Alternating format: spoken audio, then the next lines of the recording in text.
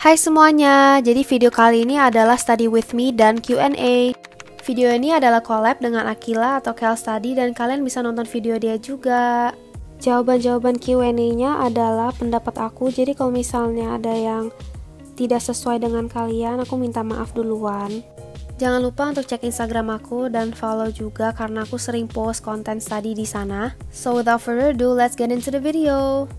Jadi sebelum aku belajar, aku bikin matcha dulu, atau ini green tea, tapi dia bentuk bubuk gitu. Dan ini rasanya seperti ocha-ocha yang di restoran gitu, tapi menurut aku ini lebih enak.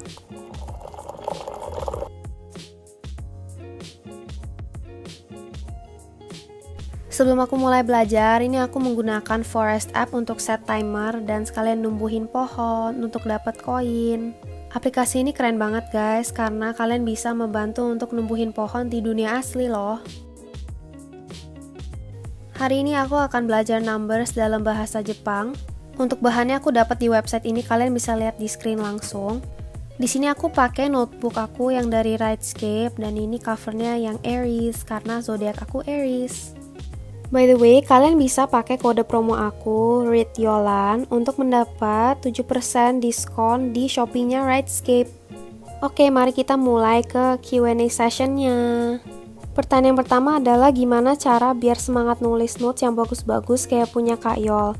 Menurut aku semangat itu harus dari diri kalian sendiri juga sih sebenarnya. Untuk aku personally, aku membuat tujuan dan alasan kenapa aku buat catatan yang rapih. Nah, itu alasannya adalah biar aku belajarnya lebih niat aja. Kalau aku belajarnya lebih niat, aku akan merasa lebih enjoy aja saat belajar, bukan rasa terpaksa, jadi lebih bagus. Jadi, kalau kalian mau bikin catatan yang rapih atau yang cantik gitu, kalian harus mempunyai tujuan sendiri dan jangan merasa terpaksa. Berikutnya adalah inspirasi mulai studygram apa? Aku dulu tertarik sama dunia studygram gara-gara hidup aku tuh bener-bener gak produktif banget dulu dan aku anaknya tuh males banget kalau buat belajar.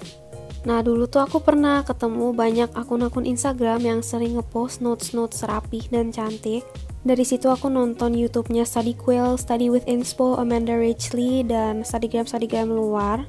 Dan aku sangat terinspirasi sama mereka karena aku lihat hidup mereka tuh teratur banget. Oleh karena itu, aku masuk deh ke dunia studygram juga. Aku usaha untuk bikin tulisan aku lebih rapi, biar aku lebih niat belajar. Dan aku juga belajar lettering karena aku tertarik banget sama lettering waktu itu. Sebenarnya awal-awal aku tuh nggak tahu kalau studygram ini tuh mempunyai komunitas sendiri dan ternyata emang banyak orang di dalam komunitas tersebut. Oleh karena itu aku senang banget dan bersyukur banget udah ketemu komunitas studygram karena komunitas tersebut sudah mendorong aku untuk menjadi lebih baik dan aku termotivasi untuk menjadi lebih baik. Berikutnya adalah tips jadi studygram. Nah sebenarnya pertanyaan ini tuh sering banget ditanya. Sebelum aku menjawab aku akan jelasin kalian studygram tuh artinya apaan. Jadi kata studygram itu adalah gabungan dari kata-kata study dan Instagram dan terbuat deh kata studygram. Nah di komunitas studygram itu sebenarnya dimana kalian bisa ngepost perjalanan belajar kalian. Intinya akun studygram itu akun-akun yang ngepost tentang perjalanan belajar kalian dari catatan, bahan belajar, dan semuanya yang berkaitan dengan belajar. Tips dari aku adalah kalian tuh harus niat dan harus konsisten juga. Berikutnya, menurut aku kalian juga harus mempunyai tujuan yang positif. Kalian coba tanya diri kalian sendiri kenapa kalian harus membuat akun studygram. Atau coba kalian tanya diri kalian sendiri kenapa kalian tuh butuh banget untuk bikin akun studygram. Dengan menjawab itu dengan tulus, kalian akan mendapat tujuan kalian sendiri. Dan untuk motivasi atau semangat itu semua dari diri kalian sendiri. Berikutnya ada keinginan study ke luar negeri tidak? Kalau iya, negara mana? Karena aku sekarang lagi kuliah S1 di sini, jadi aku kalau mau kuliah luar negeri, aku harus kuliah luar negeri pas S2 ya. Sebenarnya belum kepikir mau kuliah di negara apa pas S2, paling deket-deket aja, tetap di Asia. Dan menurut aku beberapa manfaat kuliah luar negeri itu adalah kalian menambahkan pengalaman. Karena lingkungan luar negeri sama lingkungan sini itu beda. So I feel like studying abroad would be a very good experience for me and it would help me expand my knowledge. Next, cara agar konsisten buat tetap produktif. Aku tuh tipe orang yang gak gampang diem-diem aja, dan aku tuh kalau gak ada kerjaan pasti cari kerjaan yang lain. Misalnya kalau aku gabut, aku bisa aja gambar, ngecat, atau beres-beres beberapa hal. Tapi aku juga ada waktu-waktu dimana aku kerjaannya cuman tiduran, main TikTok, nonton YouTube, dan main Instagram. But I feel less fulfilled when I choose to not do anything when I have free time. Aku akan merasa hari aku kurang kalau misalnya aku memilih untuk tiduran dan main HP dibanding hal-hal lain yang lebih produktif. Biasanya aku buat jadwal di Google Calendar untuk hal-hal yang aku harus lakuin hari ini, dan aku juga sisain waktu untuk aku istirahat. Dengan melakukan itu, aku bisa menjadi produktif secara konsisten, dan untuk waktu istirahatnya aku bisa memilih untuk tiduran atau melakukan hal yang lain. Itu semua di tangan aku sih sebenarnya. Tapi jujur aja, kita kan semua manusia ya, jadi pasti ada titik dimana kita kecapean dan mau tiduran aja. Aku juga kadang gak lakuin kerjaan aku gara-gara aku keseringan main HP, dan setelah itu aku menggunakan aplikasi seperti Forest biar HP aku ke-lock atau kekunci agar aku cuma bisa buka aplikasi Forest doang. Selain aplikasi Forest, ada beberapa aplikasi lain yang aku pernah pakai juga dan dia mirip Forest gitu, namanya Flipd sama Flip. Berikutnya, kakak kalau sekolah bangun jam berapa, dibangunin atau bangun sendiri? Karena aku udah kuliah, jam-jam kelasnya itu beda-beda setiap hari. Pas aku kuliah offline, aku bangun sendiri. Atau kalau misalnya waktunya udah mepet dan aku gak ada kabar, teman-teman aku kadang bantuin dan bangunin aku. Saat kuliah online ada beberapa hari yang aku dibangunin sama keluarga dan ada beberapa hari yang aku bangun sendiri. Untuk menjawab bangun jam berapa, saat kuliah offline aku biasanya bangun 30 menit atau 45 menit sebelum kelas aku mulai. Kalau kuliah online aku bangunnya lebih mepet gitu karena aku tinggal ke meja belajar sama nyalain laptop ya. Berikutnya, kak ngedit pakai apa kak? Aku kalau ngedit itu pakai beberapa aplikasi. Kalau untuk foto di Instagram, aku ngeditnya pakai Lightroom dan Snapseed. Untuk video YouTube, aku editnya di VLLO. Untuk thumbnailnya, aku bikin di InShot sama Fonto. Dan kalau aku mau edit-edit thumbnailnya dikit, aku biasanya pakai Snapseed atau Lightroom, atau aku pakai Procreate Pocket yang ada di HP aku. Kalian bisa langsung screenshot aja, di sini aku udah tulisin. Semoga membantu. Kakak beli alat tulis, beli sendiri atau dibeliin ortu? Pas awal-awal aku baru belajar lettering, brush pennya dibeliin sama ortu. Tapi aku sekarang pakai uang sendiri. Uang aku dari uang jajan, terus aku tabung, atau dari hasil penjualan.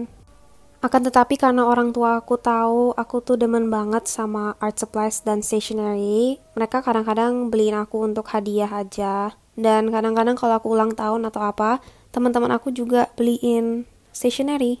Mungkin tuh kalian yang masih bingung cara nabung gimana. Dulu aku pernah coba teknik nabung seperti ini. Jadi setiap tanggal itu kalian nabung sesuai tanggal tersebut.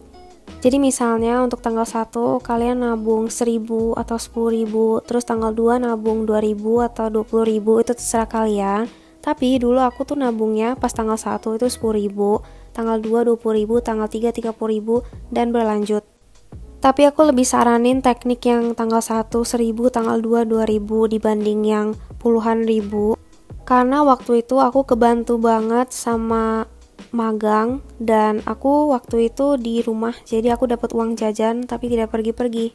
Jadi dengan teknik ini kalian sebulan bisa dapat kurang lebih 465.000 dengan nabung setiap hari sesuai tanggalnya. Dan menurut aku ini lumayan banget guys, kalau diakumulasikan jadi lebih banyak. Aku juga membagi pengeluaran aku untuk jualan dan untuk diri sendiri yang personal. Berikutnya, cara mengetahui bakat dan minat itu gimana sih kak buat orang yang belum tahu bakat dan minatnya sendiri? Jujur aja pas aku masih SMP atau SMA, aku sering ganti-ganti pilihan dan jurusan aku. Aku orangnya tuh suka desain, suka gambar-gambar, tapi menurut aku gak cocok di jurusan desain kalau kuliah. Karena menurut aku kurang kreatif juga kalau misalnya masuk jurusan itu langsung. Akan tetapi, gambar-gambar kayak gitu adalah hobi yang tetap di hati aku.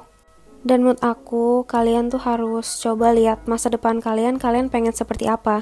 Kalau aku tanya seperti itu, pasti jawaban kalian aku pengen sukses, Kak. Karena orang-orang itu mempunyai definisi sukses yang berbeda-beda. Tapi coba kalian pikirin definisi sukses untuk diri kalian sendiri itu apa. Untuk bakat, dulu aku inget banget beberapa teman-teman aku pada tes bakat gitu. Mereka menggunakan hasil tes bakat untuk memilih jurusan. But in my opinion, you guys should find your own passion. Kalian harus cari hal itu yang membuat kalian semangat dan seneng. Aku memilih jurusan bisnis gara-gara aku dari kecil itu suka jualan. Karena sekarang kalian masih banyak waktu, coba pikir-pikirin lagi kalian tuh pengennya apa dalam hidup dan impian kalian apa aja. Dari situ kalian bisa cari tahu minat kalian. Oh ya, karena di sini masih ada tempat-tempat yang kosong, aku akan tambahin stiker dari Ogu Studio. Dan ini stiker yang variasi Japanese snacks. Jadi video ini udah mau selesai. Thank you so much for watching. Dan jangan lupa untuk nonton videonya Kels tadi juga. Semoga jawaban aku dan pendapat aku bisa membantu kalian. I hope you all stay happy and healthy. Thank you so much for watching. Don't forget to like and subscribe. Bye.